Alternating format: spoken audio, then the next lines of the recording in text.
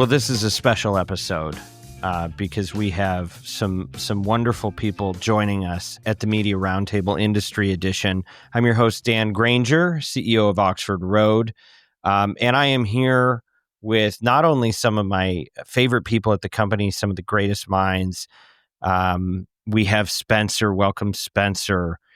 We have Todd. Welcome, Todd. We have Tucker. Welcome, Tucker. But finally, at long last, we have the return of the great James Cridland on the program today. So, hello, good morning, good afternoon, good evening. We don't know when you're hearing this, but I'm so glad that you're with us and that you're here to learn from this all-star team about what is going on in this industry. It won't seem to slow down in terms of change, however much we might want to. And we're going to go through a lot of different topics today. We went deep on Netflix last time. We're going to have to talk about Netflix again and again and again. There's new research coming out all the time. There's events. There's a lot to cover. So I'm not going to do any more preamble. If you are serious about the business of advertising and particularly the podcast industry and its cousin industries of audio and YouTube creator media, you're in the right sphere of influence right now. You've come to the right place. And so I say let's get into it, everybody. First up, James, bit of new research coming out on the cost of attention. Can you tell us a little bit about this? Yeah, it's really the cost of attention in terms of video. So if you look at, obviously, the cost of making video, if you're making a podcast, increases the production costs, and it increases the production costs a lot, 3.6 times. But of course, people consume video more as well. So a new study from the Podcast Marketing Academy with Lower Street has essentially found out that if you look at the cost of video per hour of attention, then producing video as well as audio for your podcast costs 77% more than audio alone. That's still quite an increase, but they do say that it's worthwhile doing video because it can drive additional consumption for both video and audio versions. They ended up talking to 300 people that make video, and it was a pretty good report, I thought, from Jeremy Enns, the man with the best beard in the business. You have seen bits about completion rates, I think, in there as well, Dan. Indeed, we have 66% for audio versus 61% for video. I think, look, I've seen different stats on this, but I am starting to see a pattern, right? And as much as the last year or two have been about the invasion of video into what we call podcasting, the value is becoming an increasingly important topic. What is the value of that impression, and how is one impression maybe worth more or less than another? And here again is another signal that says that you've actually got people listening to all the way to the end of the program versus being a little bit more easy come, easy go. It's not significant. It's 5% in this one. But it is worth noting, and it is definitely a win in the column of audio when so many people are saying, is audio even still a factor here? Yeah, I look at some of this information. There is new data coming out about video pretty well every single week, as you say, and it is fascinating seeing. Spencer, you've taken a look at this report as well. Have you seen anything that jumps out as well? I was really interested when Lower Street was talking about the fact that brands are coming to them asking for video, when really in the report it's stating that 49% of the respondents are people already in the landscape, which means that they're not requesting video. That really means that it's a prioritization of video. And that can be for a multitude of reasons. It can be because of a lower ad load. It can be because the production value is higher. It can be that they do really well in one of the genres that just paves the way for video, like comedy, society, and culture. And I think the main difference in those two is that one is being prescriptive while the other is more anecdotal. And I think it's a problem when we look at the industry and we aren't honing in on the listener experience and preferencing that over anything else. We need to have like a preference, not prescription mentality. And I think we should also bear in mind that, of course, Lower Street makes more money if you make video. So, of course, they're going to say some of this stuff as well. Tucker, you've seen the report as well. I did, yes.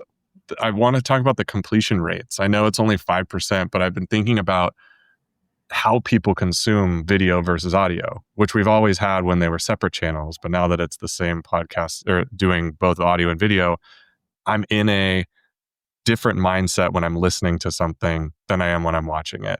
And so whether I'm watching something on my connected TV, that's my podcast that I'm watching on YouTube, versus my drive up, listening to the audio portion, I have a much higher likelihood of completing something in my car ride than getting distracted on my couch. And so I think those numbers make sense to me. If anything, I'm surprised that the gap isn't bigger. Well, and we're also seeing that it doesn't appear to be hurting the reach of audio, which is, I think, why one of the arguments for simulcast, doing both if you can, as we're doing with this podcast, right? If you can open up that extra channel, we know that it expands reach. But in this particular case, they're saying shows doing video saw 49% more audio downloads. I don't know exactly why that would correlate, but at minimum, if it doesn't go backwards, I think that's a positive thing. And why not open up those extra channels? But with that, the thing that we have to acknowledge that it impacts the business, and I know for many this is repetitive, but not everything that's repeated is redundant. The challenge that comes with video is that now you have to measure the same content in different ways as an advertiser.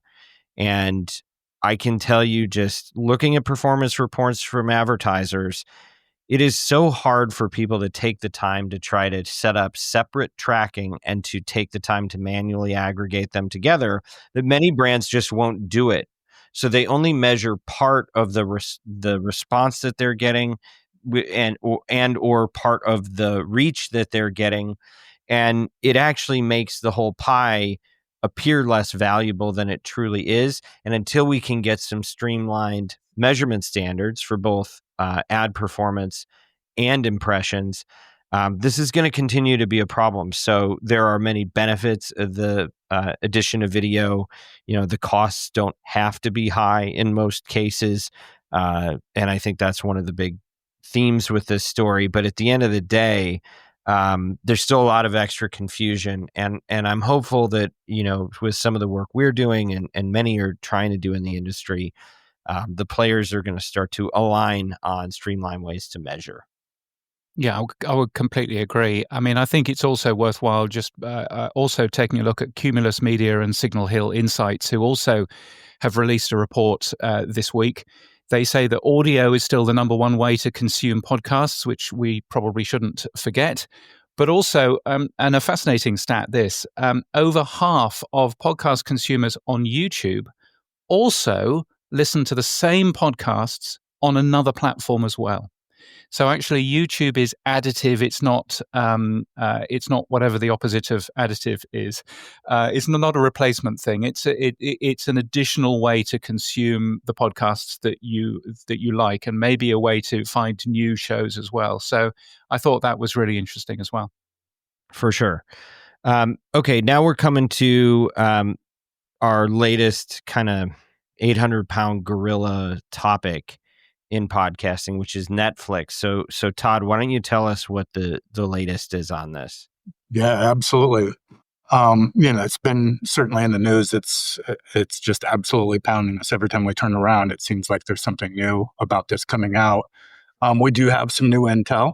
We've got some new intel on what the actual deal structures are going to look like. And I believe it changes a lot.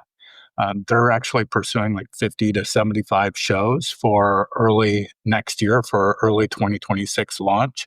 And they're potentially going to be scaling that up to like 200 shows. But I think the real staggering thing is that they're offering $7 to $8 million for year-long licensing deals to top talent. And so, on the surface, I think that sounds great for creators, right? But the catch is that they're requiring some exclusivity, and that means pulling your shows off of YouTube, which is that for me that would be a non-starter. And they're also, and I think even a bigger deal for us and for marketers is that they're replacing their host reads with standard TV commercials.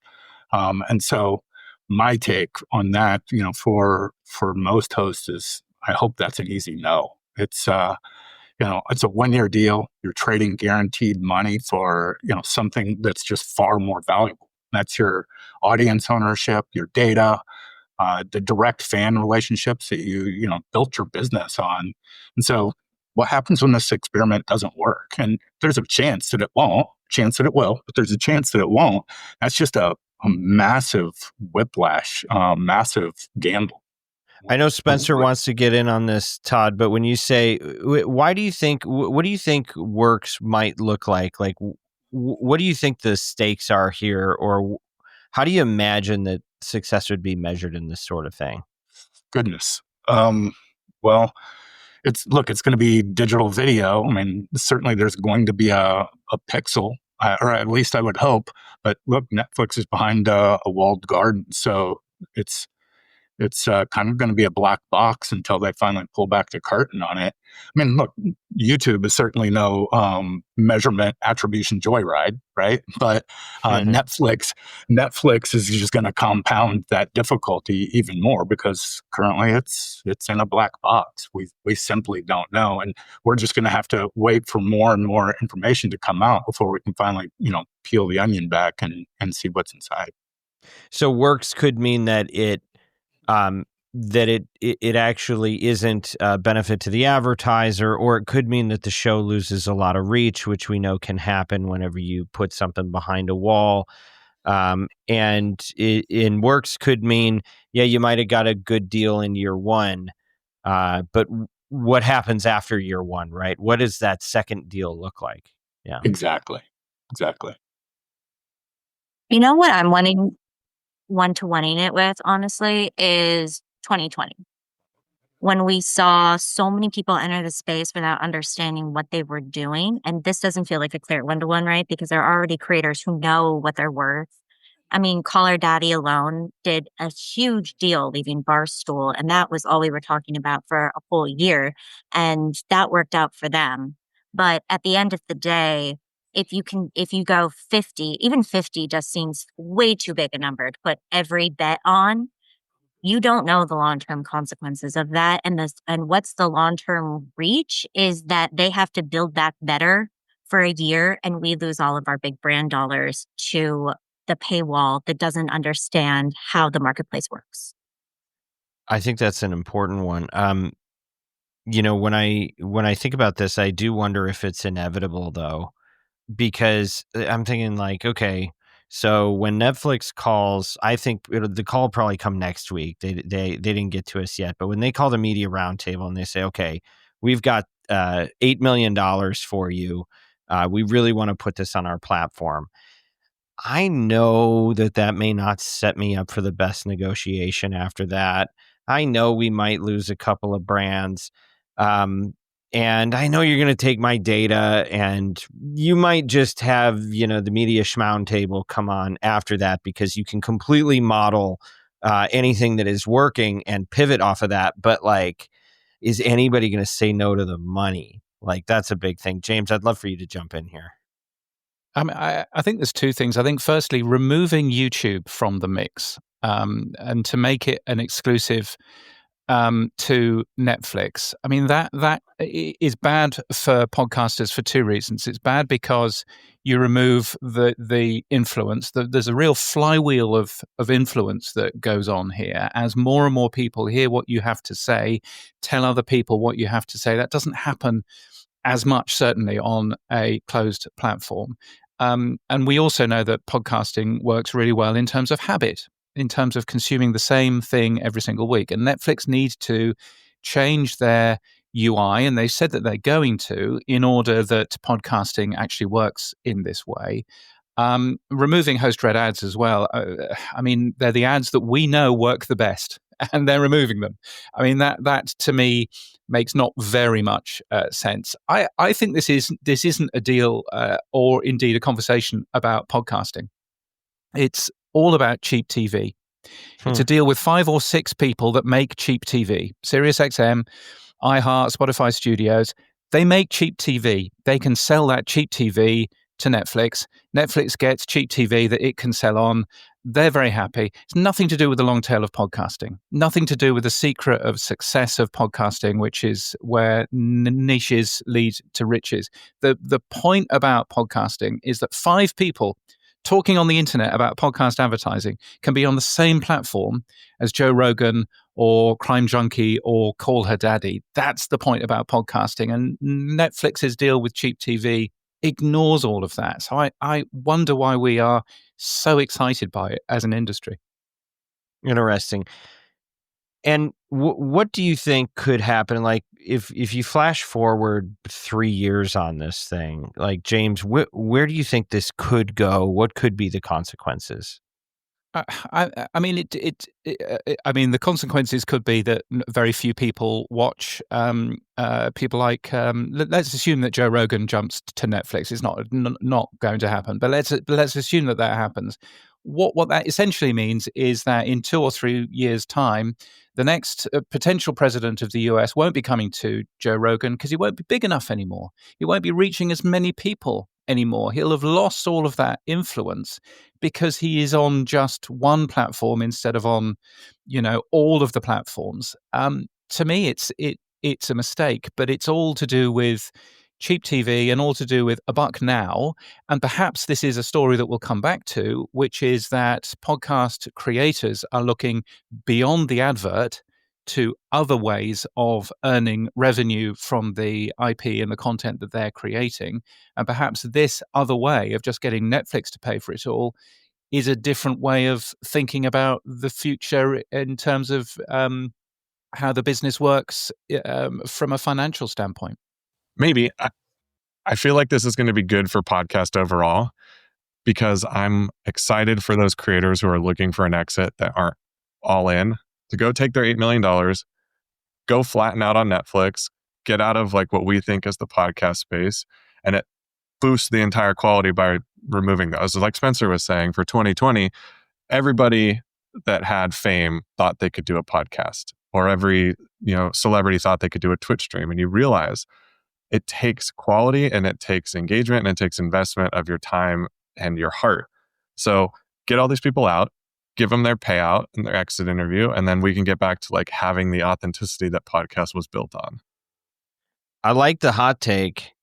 And, I think if I have a fear in this, it's that like, I imagine in 3 years, the library on Netflix of podcasts will probably exist, but it'll be completely different than what it's going to be for this first round, because it's all a bunch of data collection and experimentation, right?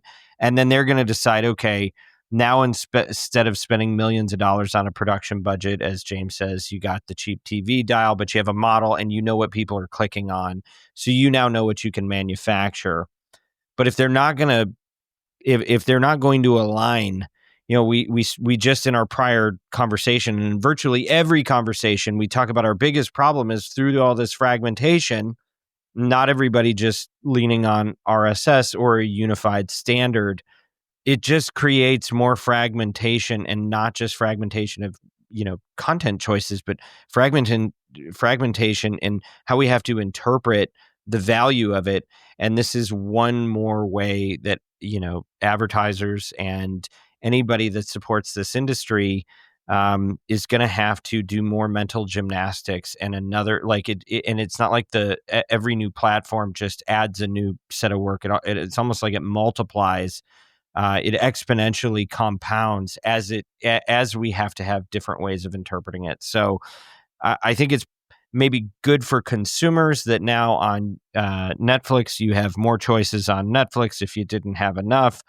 Now they have fewer podcast choices on a channel, so they don't have to choose from 6 million, and maybe that's a benefit to some. But at least for the business side of this thing, I think it's a smart thing for Netflix. I think it's going to create a lot of challenges in the next few years for those of us that are just trying to get people rowing in the same direction on some of this. So that's a lot on Netflix. We've given them a lot of real estate today. And, I think, like I said, when they call with the $8 million, we'll just rip this this episode this is out really of the cheap library. TV. This is, isn't Yeah. it? Indeed. Yeah. We'll take this one down for you, Netflix. It's fine. Okay, Tucker, well, you got a hot hand. You got another one for us? I do, yes.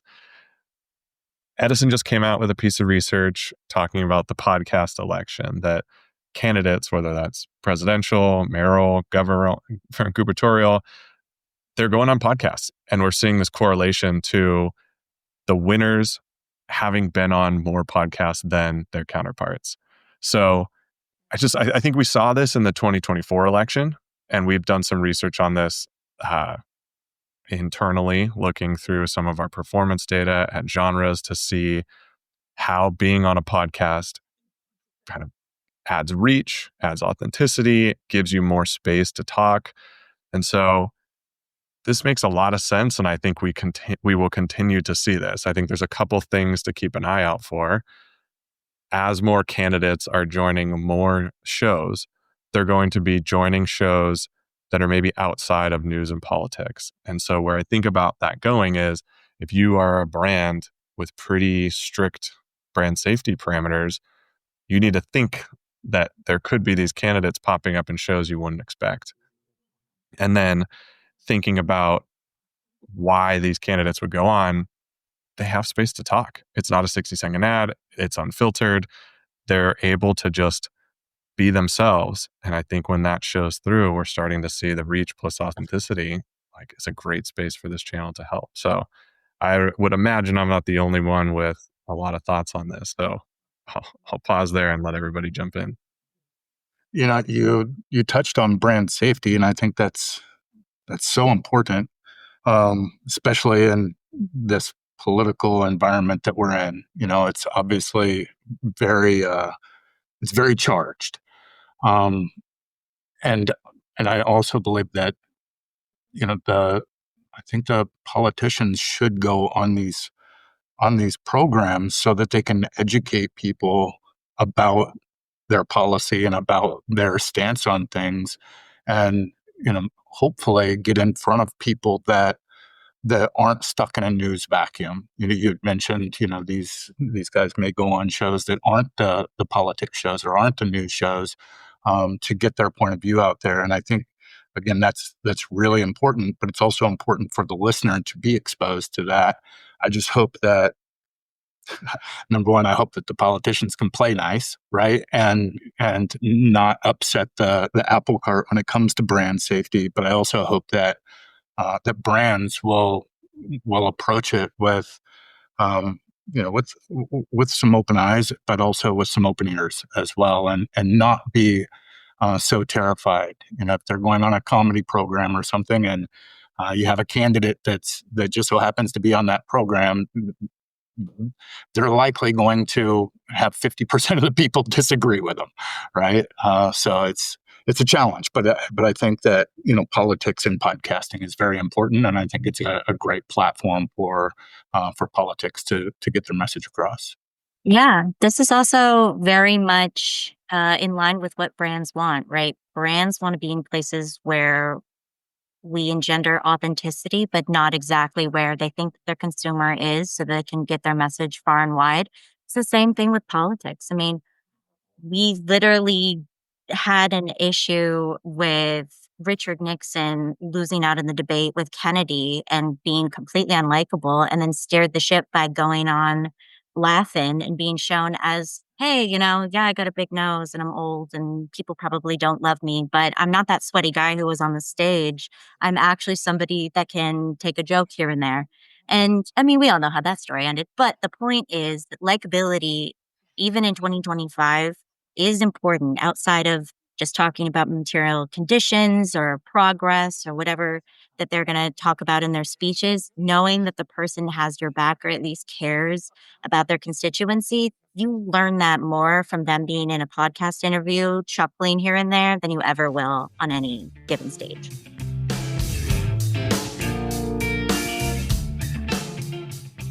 Sports fans don't just follow their teams, they live them. Just ask Stephen Abraham. And at All City Network, they get that. All City is redefining sports media, delivering daily podcasts, pre-game and post-game shows, and community-driven coverage that die-hard fans can't get anywhere else. They're also pushing the boundaries on the industry definition of podcast, striking distribution deals with Roku and Samsung to have live shows streamed across connected TVs in addition to live on YouTube.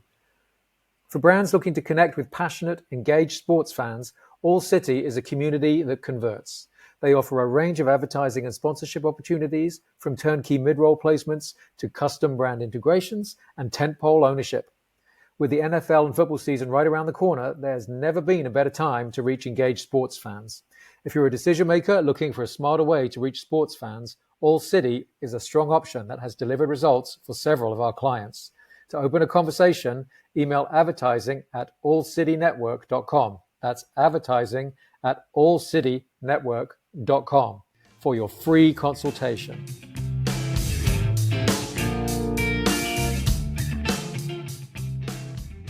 Indeed. It's so interesting to see that we have another podcast election after the podcast election, right? And I guess the question is that really even what's happening? Because the nature of the headline to me feels very much a case of, correlation equaling causation. Is that really why Mamdani won? There's probably a lot of different factors that went into that. Some of the other candidates, maybe the same thing. I think that they probably could have sat out the winners probably could have sat out the podcast. I imagine they still would have won this election. That being said, doesn't mean it hurt either, right? And maybe it's an indication that they worked harder on their campaign. Maybe it's an indication that they hustled more and they decided they're going to get there. Maybe it's because podcasts really are the new whistle stop tour spot that everybody needs to go if you want to be effective. And honestly, maybe they're like picking up the Trump playbook.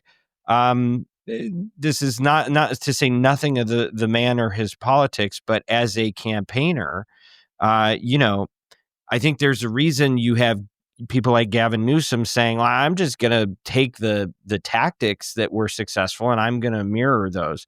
So I think that the podcast election that we saw in 2024 was first and foremost huge validation for our industry and just the impact that it can have. And I think what it also said is, if you're willing to do the work and you're willing to show up and you're willing to, kind of speak to what can feel like you're just talking out into the ether, even if you don't listen to all these shows, that there can be real impact there. And that, to the victors go the spoils. This is actually, feeding into a healthy part of your winning strategy in your election. So I suspect that, headlines like these will perpetuate the precedent that has been set. And I think that podcasts are going to be increasingly expected now as part of a campaign trail. And I think it's probably good for the buzz around the industry, but I have no idea if it would have made any difference whatsoever in this campaign. But it's fun to talk about. It's fun to see. James, now, before we move on to another story, you've patiently sat this one out, not being an American citizen. But, you can still have commentary. You wouldn't be the first person to have opinions about this country. So if you got anything, let's go. Now, I mean, the only thing I would say is that we had an election at some point. I think 2024 as well. Our Prime Minister got back in again, and he did much more podcasts than the weird guy that was trying to get in. But then the weird guy was weird anyway. And so I would have thought that appearing on a podcast would have just been very strange for him. But it's a really interesting, it's an interesting time. But as you say, is it the cause or is it the correlation? And that's the interesting thing. Hard to say. James, while you're rolling here, why don't you keep us going with the state of the business? Sounds like there's some information there. Yeah, this was a big invite-only conference in Los Angeles, in your hood, hosted by Bloomberg's Ashley Carman, who, quick plug, will be on the Pod News Weekly Review podcast this week. So you can go and have a listen to that. And she ends up hosting. It's a great day. She ends up hosting a complete day, talking to people on stage and learning a lot. And one of the themes that she really noticed from the day was that, firstly, creators want to stay independent. They see real benefits of remaining independent and not necessarily jumping in with a Sirius or with a Spotify Studios. But secondly, ad revenue is just one part of where they're actually going, of where content creators are actually going. So you've got companies like Netflix that we spoke about earlier, wanting to grab all of the video for any podcast it works with. Yet, actually, you're seeing a lot of creators who are both taking ads, but they're also selling products. And they are earning significant revenue from selling things rather than selling ads. And that's an interesting side. And I'm seeing more and more of that now in terms of the coverage that I'm writing about, where you can very clearly see that it's not just can we make a big show so that we can get lots of advertising on there? It's can we also make a big show so that we can actually launch stuff of our own, that we can ask our audience for money, that we can get lots of other revenue streams coming in other than advertising. And I think that's certainly something just to sort of bear in mind. I don't know if you saw that, Todd, as well in the coverage. Yeah, I think the ad model only, exposes creators to some level of, volatility that really every media market might face. CPM compressions, shifting budgets, economic cycles. That's all stuff that just makes it fragile, right? I think smart creators, to your point, are really treating ads as the fuel, not the finish line. And they're building revenue that they can control through those types of extensions that you were talking about, whether it be the products, community, live events, and that sort of thing. I was a little fascinated by the AI coverage. I'm always fascinated by AI, and what I found is that whether you look at it as a threat or a lifeline, AI really depends on how it's used. Companies like Inception Point AI, they're pumping out like just countless episodes with just a handful of employees, like 8 employees. That doesn't surprise me. But I think the opportunity is there for someone to someone's going to take that opportunity. They're going to push that envelope. But for the industry, when it comes to AI, it may very well be the thing that just absolutely crushes us, right? That flood of synthetic content could potentially threaten us and make, podcast just too synthetic. It'll take away what's really special about it. And I think that's that irreplaceable human connection. We kind of touched on it with Netflix and the loss of host read ads. The creators, who are going to thrive, with AI in the podcast space are going to be the ones that amplify their authentic voice, not replace it with a synthetic voice. So I know I kind of skipped the script here a little bit and jumped over to AI, but I found that to be really fascinating. No, absolutely. Spencer, what's your authentic voice on this? I was just thinking, I really loved the fuel comment, because when it comes to the political creators that are listed, that is so true. Because at the end of the day, we have to look at, how news media has trended over time. And over the last 50 years, most print media or online venues have been eaten up by hedge funds or financial firms. And there's a level of censorship. There's a level of, there's no personality to it. It's more straight facts. So having a podcasting medium that's not only intimate, where you get to be your most authentic self, but you're also getting information with no outside validation is extremely important now and always. And I think we will continue to see independent networks come about and not go mainstream, even in lieu of the Netflix of it all, where these big creators are going behind the paywall. We'll just see a bunch of independents rise up in their place. Agree with that. I should mention I was there. And I think you guys have done a nice, astute job summarizing. One of the things that I don't know if it was different being in the room, but on the AI piece, watching Jeannie, and I'm going to forget a bunch of key nouns here, including the name of her company.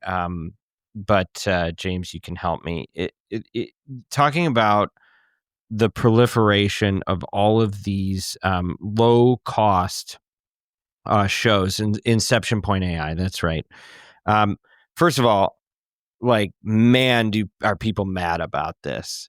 Like, people are really rooting against this stuff, especially you go to an event like on Airfest and you have purists, true believers who are here because, and I feel a lot of this too. We've bled for this, the authenticity and the kind of purity of the channel. And then it's like, Jeannie and Inception Point, who, by the way, I know, and I really like Jeannie. She's representing this, like, kind of this sense of an evil empire that's like marching toward us, and people are just, there's a lot of emotion in it, and you could really, I think, feel a lot of the fear in the room. And I think, just trying to zoom out from that, I think the fact that I kind of, I think because there's a relationship there already for me, it helps me to try to step back a little bit and go, what's really going on here? And try to look at both sides of it. And I felt like I'm watching her answers. She stayed very poised, very composed. And I'm like, I don't know what's going to happen in the next year or two with this stuff, but at some point it's going to get a lot better than it is. Whether or not the flood the zone strategy with 1 billion podcasts at once and no human QC on it, whether or not that was a good idea, I'll leave that for others to discuss. But, the way I also think about it is like, I listen to a lot of audiobooks, and do I really, if you're writing something that I care about and I can pick a voice that's nice to me, do I really care who generated that content? And if I could have a bite-sized version on that and I could learn something that I'm interested in, is that really a bad thing? Like, I imagine that there's going to be versions of this that we all consume and that we all are really fine with it being synthetic.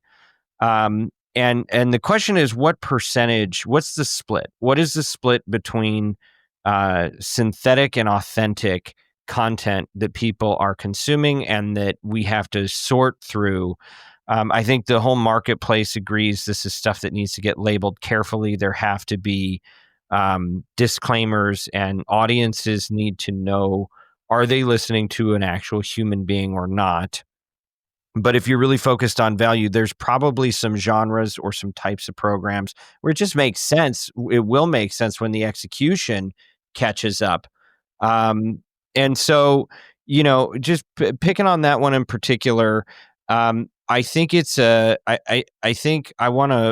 trying to not be reactive to some of the early prototypes here, because we're all on Prodigy right now with this AI stuff. And when it gets really good at doing it, the big multi-billion dollar question, I think, is how much of the market will it actually maintain?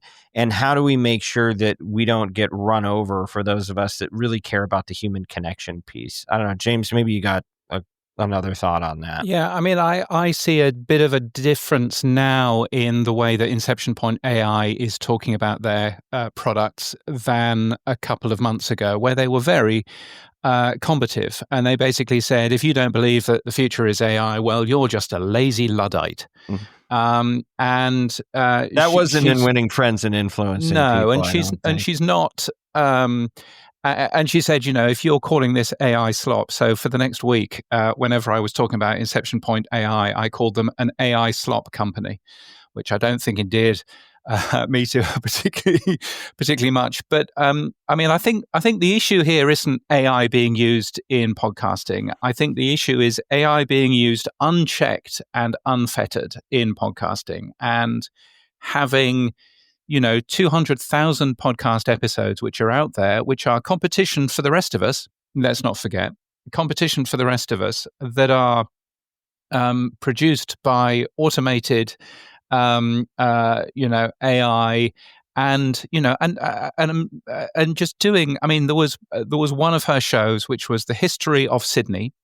And it was talking about, Sydney being, in New South Wales in Australia, starting in blah, blah, blah. And, just up the road from where Captain Cook landed and, and all of that. And then in the middle of it, it started talking about, and Sydney, when she had that jeans advert a couple of months ago, and it had switched over to the history of Sydney Sweeney. But nobody had really want. Nobody had listened to it. Todd, have you any thoughts on that? I don't know if I can follow that, but no, Dan, you just made me think of something, and it's interesting, right? Because you mentioned your audiobooks, and that it doesn't really matter, what that voice is, as long as it's soothing to you and you can get through the book and you can listen, right? And when I think about podcasts, I like to find like the most random, bizarre, obscure type of stuff and listen to it just to kind of put it out there.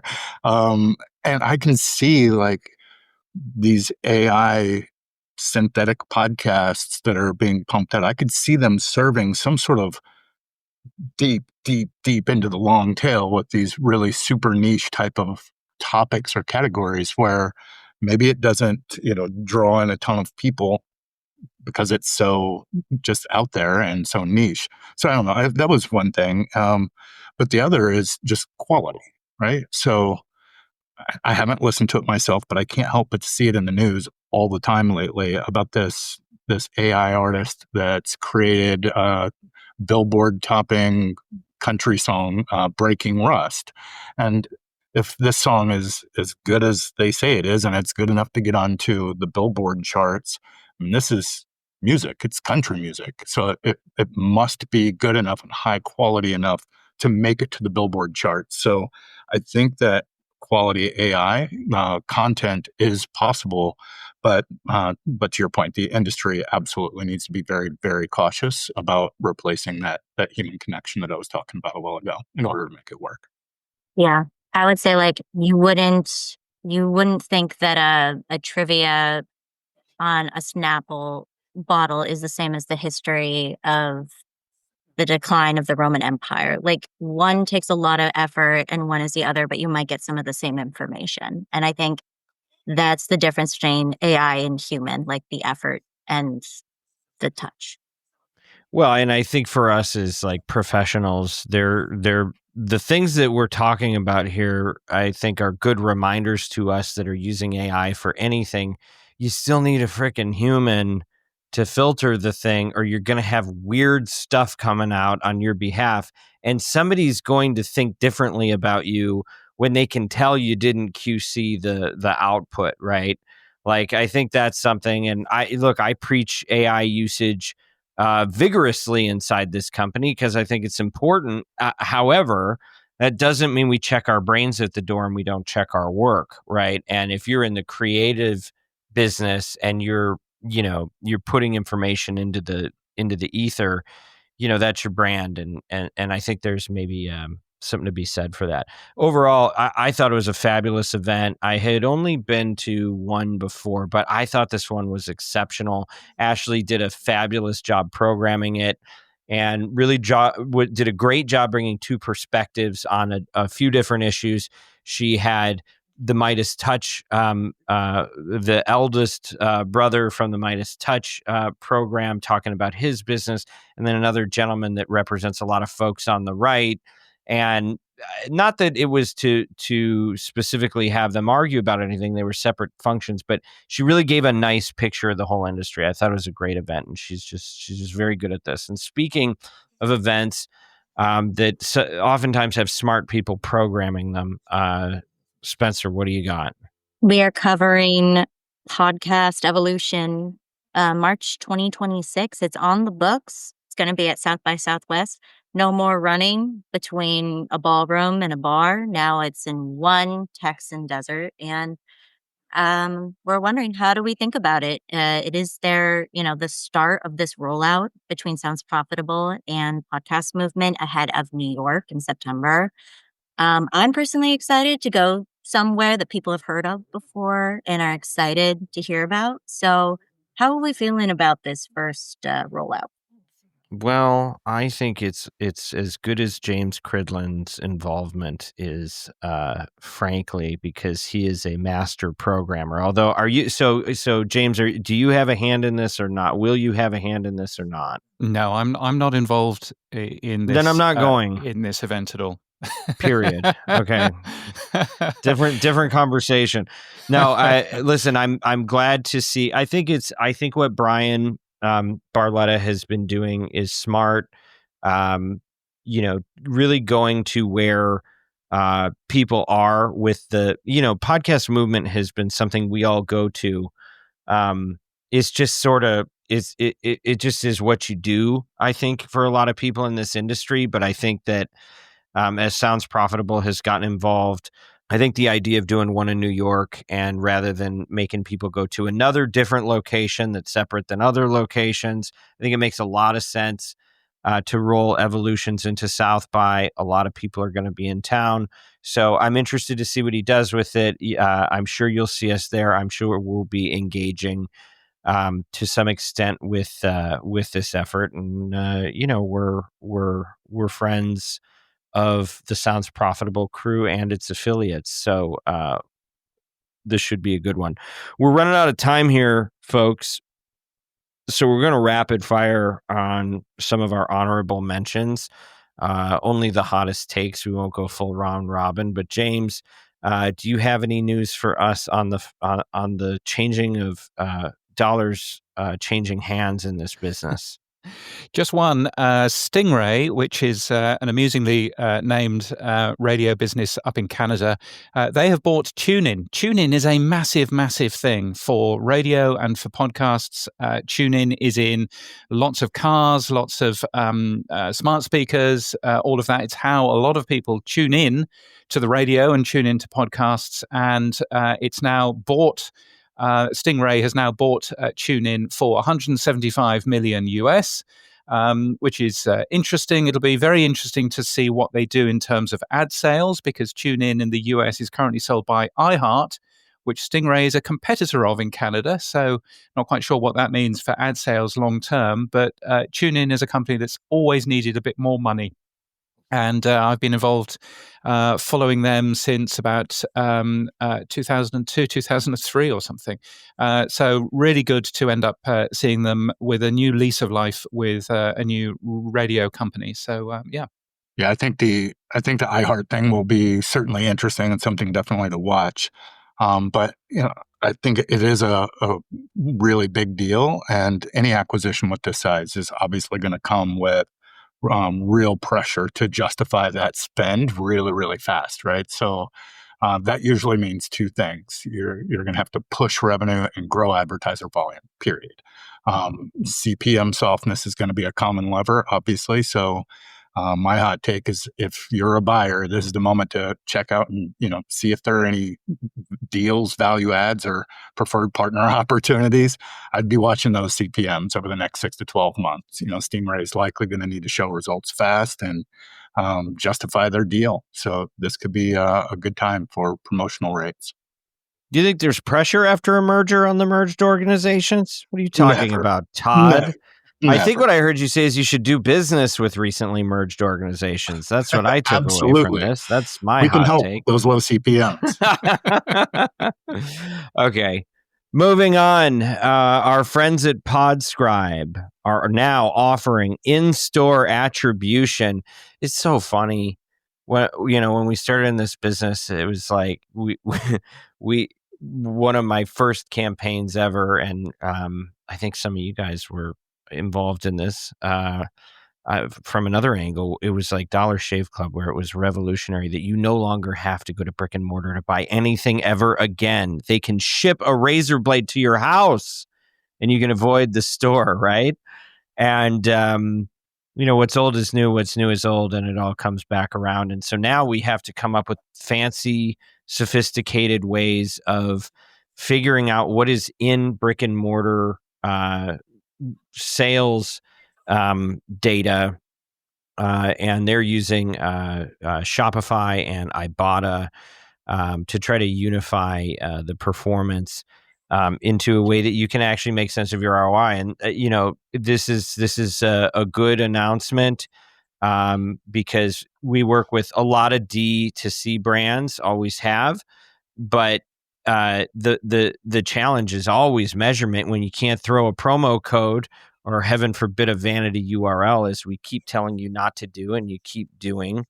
Measurement is hard. And if you're doing brick and mortar, it's like, well, can't use podcast has, I think, been a bottleneck for a lot of advertisers in this space. So congratulations to Pete and the Podscribe crew, friends of the show, friends of the agency. Glad to see them continuing to innovate here. Tucker, I heard you were on fire with your hot take on this, but you're not jumping in, so I don't know. Well, you were taking such a positive note. I want to keep with that. Go ahead. No, please. I don't have a negative note. I have a cautionary one. I think it's awesome that we might be able to connect what we do from a semi-digital channel back to brick and mortar. I mean, let's just see.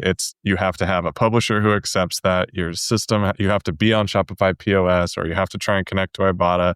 The client has to be willing to pass that data back and forth. So overview is awesome. Let's see how it actually works in practice and how many advertisers it can actually unlock things for. But if it does, I mean, like you said, everybody went online because it was cool. Then it was cool to have a pop-up store, and then you get an actual store. So we're now having to create measurement solutions for problems we created. We could have just stayed in brick and mortar, but interesting. We could have the cashier go, "How'd you hear about us?" By yeah, that'd probably be a lot more accurate. But no, that's great. So the gate is narrow, and I think it's interesting to see us taking steps in that direction. But you're probably right to call out some of the complexities there. Tucker, not Tucker. You're done, Tucker. You're cut off. Spencer, you want to take us home? Yeah, I'll take us home. So diversity in Hollywood has been a huge topic for about a decade, I would say, culminating in the Oscar So White campaign and a larger rollout in the economy so that they could bring more diverse voices in. I think the main takeaway from that entire campaign was that opportunities have to be created for the people so they can actually win the awards versus putting all of the stakes on the academy. And now USC Annenberg has come out with a report basically talking about the lack of diversity in the top 100 popular podcasts. To be clear, not all podcasts, just the most popular. So what does the industry respond with, or how do we feel about that, knowing that brands will buy whatever as long as it works? Doesn't matter who's behind the mic. Tucker, you're up with the hot take. You want to pass on this one? No, I can't let an article about USC go without talking about it. I'd be curious to see. I think the stat is interesting, and we should definitely focus on representation. I'm wondering, as we talked about a couple articles ago, these podcasters are now starting to be mini businesses. They have their show, they have their products that they're looking to sell, they're doing all these engagements. So I would love to see the stat comparison for against CEOs. Like, are there more female podcast hosts percentage than female CEOs? Just because these podcasters are their own businesses, and is the trend for the top 100 for the shows that have less than 200 episodes that are maybe on the newer side? Are we seeing progress there? And is that percentage higher female than the people who have been established for 10 plus years? Yeah, I find this this data quite worrying in terms of, if podcasting is only is only white males, and particularly for business and tech shows, 92% of the hosts are male. That's a real worry and a real concern. I mean, the interesting thing is the only category where women are slightly in the majority in terms of hosts is true crime, and they are 90% white who present that category, and they talk about mostly really nasty crimes against women. So none of that works particularly well either. I do wonder whether or not we could do something in the industry, though. There's something that happens in the UK that Ofcom puts together. Ofcom is the FCC in the UK, if you like. It's the media regulator. And one of the things that you have to do for Ofcom is complete a diversity piece of data every single year, so that we know who is in the broadcast industry and what kind of diversity across all of the different parts of that industry. Who who are people of color, who are different sexualities, all of that kind of information. We've got that information for the UK media industry. As a result of that, I would love to see that kind of information for the US podcast industry or the North American podcast industry. I think that would be really helpful to help us understand what the industry is like, and help us understand whether we are mirroring it, whether we are doing better overall than the industry, or whether or not we've got a long way to go as well. Well, and James, who do you think would be best positioned to get that type of data? I mean, one of the obvious people is somebody like the IAB, or someone like Sounds Profitable to pull that data together. The benefit of the UK model, of course, is that it's part of what you have to do if you want to be a licensed broadcaster, which isn't quite the same here. And I think getting the data would be difficult. But I would love to know, if there is an event which is an event where only 5% of the senior speakers are people of color, is that better than where we are in the industry? Is that worse? We don't actually know. And until we know what the industry is like, we can't really have a proper diversity plan for how we improve any of this, and how we make sure that podcasting is there for everyone, not just for white guys that don't bother putting putting hair gel into their hair when they turn onto a onto a video podcast. Not that I'm mentioning anybody here. Those shows can fetch a premium, as I'm told. Yeah. I'm going to ignore that, or else I'll die laughing. But basically what I was thinking too is that if you show as maybe a brand that you want to speak to a specific amount of people, I would say that that is helpful and something that we can do from the media perspective and the brand perspective, because we talk a lot about the authenticity of specific audiences on a global scale, but there's also specific pockets of people in America who have very different tastes, who have different cultural backgrounds, who have different interests. And it doesn't always have to be on the digital side where we target, but being more inclusive in whether the creative is the stance or just the media analysis could also really help push the needle, because networks won't meet the demand if it's not there. I think that's a good point.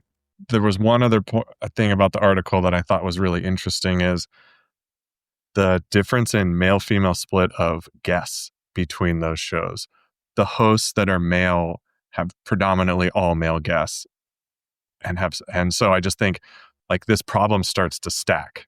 I know I was saying about the CEOs and correlations there, but there is a real issue that if you're not even bringing female guests on, those people don't get exposed to maybe be their own podcasters. You don't hear that difference in voices like you're saying, Spencer. So that is all very real, and it compounds with each of these pieces that makes up the podcast, beyond just the host and down to their guests, and then ultimately down to the listenership, and you get stuck in this spiral of you can't get out of. So it was really interesting to read some of those findings and to see, well, to James's point, how do we even do anything about it unless we know how we're tracking and what to do? What are the actions to take out of it?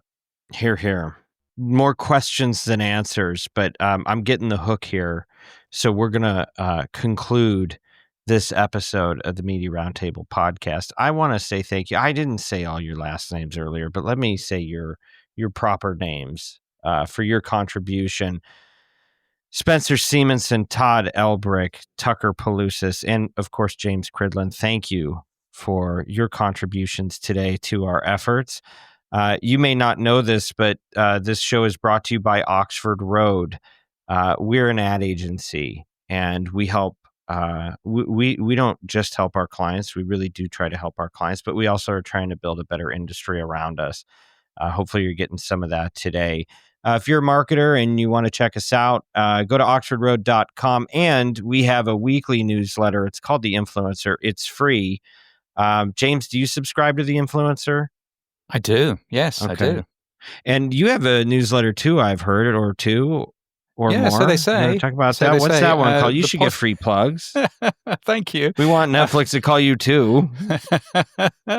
So there's a daily newsletter which is all about the business of podcasting. It's called Pod News, and you can get it for free at podnews.net. And there are also podcast versions of that, as well as a slightly more business-focused thing every week, the Podcast Business Journal as well. Beautiful. If you have feedback and you want to tell James how he can be a better guest, email us at info@mediaroundtable.com. We'll pass that along. And if you like shows about creative, check out Ad Infinitum. It is the gold standard, and it's only possible because of the beauty of podcasting that we can have such a niche thing. But if you're into that, you're going to love it. Special thanks to not only our guests, but Haley, Bianca, Kyle, Ezra, Rocio, Neil, and the team at Podcast One. As always, influence responsibly.